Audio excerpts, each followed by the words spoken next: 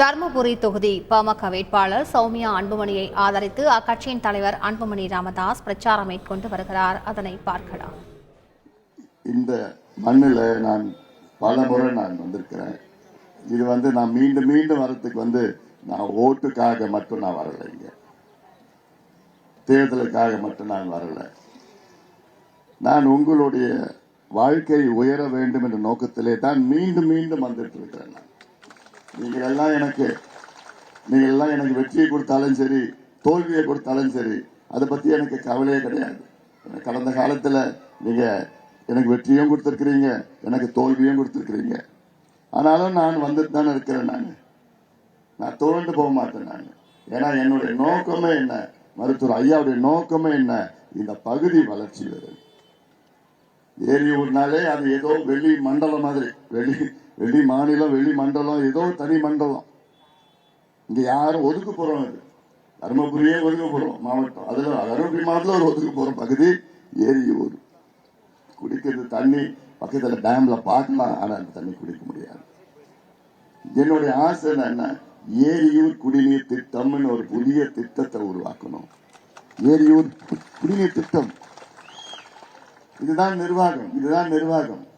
இப்படி அதிகாரம் நம்ம கிட்ட இருந்ததுன்னா ஒரே கையெழுத்து, வீடு வீடா அந்த தண்ணி மேல ஒரு தண்ணி இருக்குல்ல, அது எல்லாம் அந்த ஏரியூர் திட்டம். ஏன் ஏரியூர் திட்டம் தனியா போடணும்னா, இங்க நீங்க குடிக்கிற தண்ணி கூடுதலாக புளோரோசிஸ் இருக்கு. உங்க கிட்னி ப்ராப்ளம் நிறைய பேருக்கு இங்க கிட்னி பிரச்சனை இருக்கு, பெரிய பிரச்சனை இருக்கு.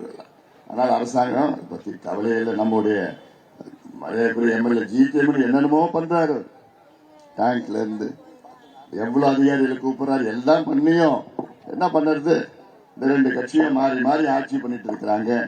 மாத்தி இந்த கட்சியில முதலமைச்சர், அந்த கட்சியில முதலமைச்சர், மாத்தி தான் வந்துட்டு இருக்கிறாங்க. ஆனா இந்த பகுதிக்கு ஒண்ணும் இல்லை. ரொம்ப நாளுக்கு உங்களோட கோரிக்கை 2 கல்லூரி கொண்டு வந்திருக்கிறாரு. எவ்வளவு பெரிய விஷயம் அது.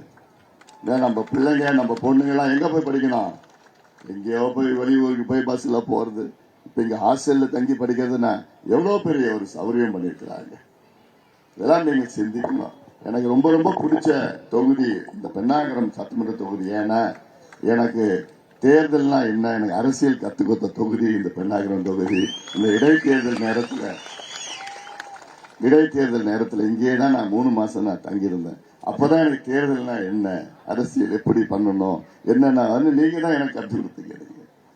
அதன் பிறகு நான் உங்களுடைய நாடாளுமன்ற உறுப்பினராக 5 ஆண்டு காலம் உங்களுக்கு நான் பணியாற்றினேன். 5 ஆண்டு காலம் என்னை பொறுத்த வரைக்கும் எனக்கு ஒரு திருப்தி தான். நல்லா தான் பண்ணியிருக்கிறேன், எனக்கு ஒரு திருப்தி. ஏன்னா இன்னைக்கு சுத்தி கூட தான் வந்தேன். நீங்க கூப்பிட்ட இடத்துல எல்லாம் இந்த பக்கத்துல என்னால் என்னென்ன செய்ய முடியும். ஒரு 30 லட்சம் ரூபாய்க்கு ஒரு பஸ் ஸ்டாண்டு நான் இங்க 30 லட்சம் ரூபாய் கொடுத்தனால்தான் அரசாங்கம் போட்டி போட்டு இங்க அதிகமா கொடுத்து கட்டிட்டாங்க. நான் கொடுக்கலன்னு வச்சுக்கீங்களேன், இந்த பஸ் ஸ்டாண்ட் இங்க வந்திருக்காரு. அவன் அன்புமணி கொடுத்துட்டானா, அப்ப நம்ம பண்ணணும். அந்த போட்டியினாலதான் இது வந்திருக்கு. இல்ல இது உறுதியா வந்திருக்காரு. பின்னாடி கட்டடம் அது அங்க இருக்குது. அப்படிலாம் இதெல்லாம் போட்டி போட்டுட்டு நம்ம பண்ணணும்னு இருக்கு. அதனால செய்யணும். அதனால ஆனாலும் கடந்த முறை தொகுதி மட்டும் இல்ல, இந்த நாடாளுமன்ற தொகுதி மக்கள் ஒரு தப்பு பண்ணிருக்கீங்க. ஒரு தப்பான ஒரு நபரை நீங்க உங்களுடைய எம்பியா தேர்வு பண்ணீங்க. திமுகவை சார்ந்த செந்தில் அவரை நீங்க உங்களுக்கு எம்பியா தேர்வு பண்ணீங்க. எனக்கு அந்த வெற்றியை நீங்க கொடுக்கல. ஆனாலும் நான் இங்க வராம போறது கிடையாது. இதுக்கப்புறம் ஏன்னா இது தேர்தல் வரும் போவோம், அதெல்லாம் ஒன்றும் பெருசு இல்லை. எனக்கு வேண்டியது உங்களுடைய வாழ்க்கை. உங்கள் பிள்ளைகள் நல்லா இருக்கணும், படிக்கணும், வேலைக்கு போகணும், அவங்களுக்கு மரியாதை, சுயமரியாதை வாழணும். ஏன்னா இங்க இருக்கிறவங்க பிள்ளைகளை எங்க போய் வாழ்ந்துங்க, இங்க வேலை செய்யுங்க. பெங்களூர்ல இருக்கிறான், ஒடிசாவில் இருக்கிறான், ஒசூர்ல கல் உடைக்கிறான், பனியன் கம்பெனில, திருப்பூர்ல பனியன் கம்பெனி, கோயம்புத்தூர்ல பனியன் கம்பெனி. இங்க அவன் நிலம் வச்சிருக்கலாம், 2 ஏக்கர் 3 ஏக்கர் நிலம் வச்சிருக்கிறான். ஆனா அங்க போய் அதெல்லாம் என்கிட்ட ஏதோ போய் யார்கிட்டயும் கூலி வேலை செஞ்சுட்டு இருக்கிறாங்க. இதெல்லாம் மாறணும், மாற்றி அமைக்கணும் தான் என்னோட நோக்கம். என்னுடைய நோக்கமோ இப்போ நம்முடைய வேட்பாளர் சௌமியா அன்புமணி, நம்முடைய இனமான காவலர் மருத்துவர் ஐயாவால் நிறுத்தி வைக்கப்பட்ட சௌமியா அன்புமணி என்னுடைய மனைவி தான். அவங்க தர்மபுரி தொகுதி பாமக வேட்பாளர் சௌமியா அன்புமணியை ஆதரித்து அக்கட்சியின் தலைவர் அன்புமணி ராமதாஸ் பிரச்சாரம் மேற்கொண்ட காட்சிகளை பார்த்தோம். செய்திகளை உடனுக்குடன் தெரிந்து கொள்ள உடனே சப்ஸ்கிரைப் பண்ணுங்க.